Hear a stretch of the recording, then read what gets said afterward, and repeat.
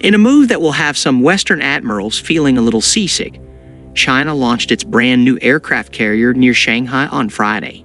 The vessel Fujian is considered a major breakthrough for the People's Liberation Army Navy's range and power, with its capabilities expected to rival those of the most advanced carriers in the West. This is an important milestone for China's military-industrial complex, an analyst at defense intelligence company Janes told the Associated Press. This ability to construct a very complex warship from the ground up will inevitably result in various spin-offs and benefits for the Chinese shipbuilding industry. Chinese state media said the Fujian has a fully loaded displacement on 80,000 tons, but U.S. analysts say it's actually closer to 100,000, similar to American carriers.